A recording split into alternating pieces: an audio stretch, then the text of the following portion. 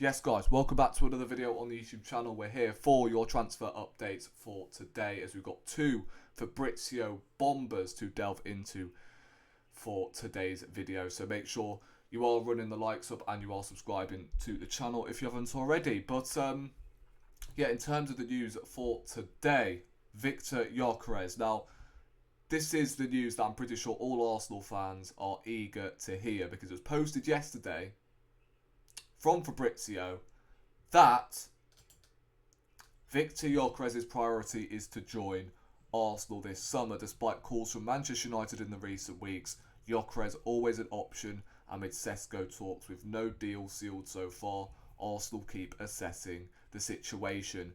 United remain keen but believe deal now unlikely. Now, this isn't something to get giddy over because this is from Gyökeres' point of view. Obviously, he's pretty much saying, look, I want Arsenal, come and get me. I'm available. Whether Arsenal will do so, I mean, it remains to be seen, obviously. I reckon Sesko is still the main priority. Like, we could be using Gyökeres as like a smokescreen for Sesko, pretty much. Almost like a negotiation tactic, so the Sesko price narrows down a little, because Leipzig, we know, have to sell this summer. They're not in Europe, so they have to let go of certain individuals, one of them being Sesko, and, you know, no one else is really in for Sesko apart from Arsenal, so they may be forced to narrow the price down slightly if we're going for Gyökeres. Now, obviously, we haven't heard any speculation about whether Gyökeres wants to come to Arsenal throughout the whole transfer window up to the point Fabrizio tweeted yesterday, pretty much. Now that Gyökeres has publicly said he wants to join Arsenal, could that tempt Arteta to go for Gyökeres over Sesko? Because we know Arteta admires players who wants to play for him. So, it's an interesting saga. It's frustrating as well. It's bloody jarring. Let me tell you that right now. It is jarring. But yeah, this is one of them where I'm pretty sure it will go right until the last wire. I reckon we'll get both fees agreed and then we'll choose between the two. That's where I'm at the moment. Obviously, Gyökeres is my preference.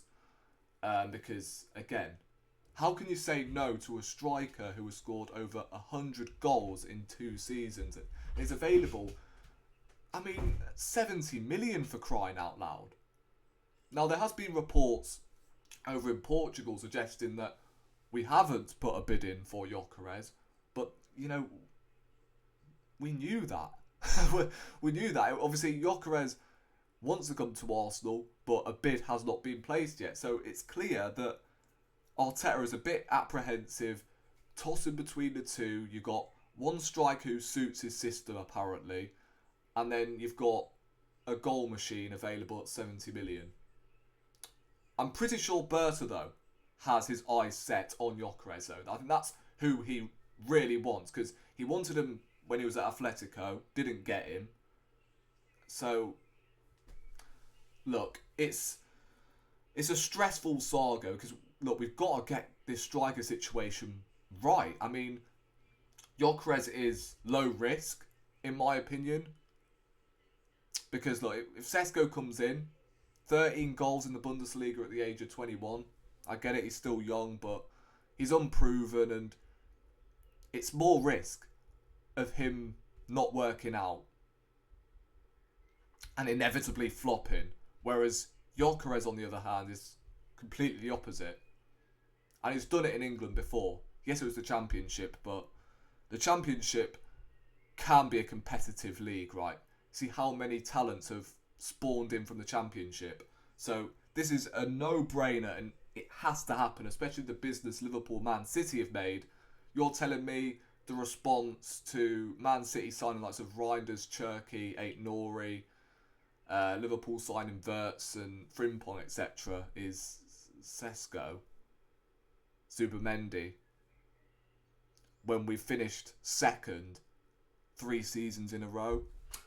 Come on, man. It's got to be Gyökeres. It's got to be Rodrigo, in my opinion. But let me know your thoughts in the comment section down below. Next piece of news is obviously Myles Lewis Skelly, because there's been speculation regarding his future. Not right now, but in the near future. Real Madrid have been lurking. They've been throwing in inquiries. But Fabrizio has just posted, literally, on the dot, that Arsenal maintain their confidence, optimism to get Myles Lewis Skelly new deal done, as talks are already at advanced stages. Arsenal not worried at all by recent links with clubs, as he's fully expected to stay. Now, I never anticipated that he was going to be leaving Arsenal anytime soon. Despite him having 1 year left on his current deal, I always thought Lewis Skelly was going to commit his future at Arsenal. Yes, I know Real Madrid, living in Spain and, you know, potentially winning trophies every season. I mean, I look at the current youngsters that they have in that Real Madrid team, the likes of Arda Güler and Endrick, just to name a few. They've not really developed at Real Madrid. They're brilliant players, but they've not developed.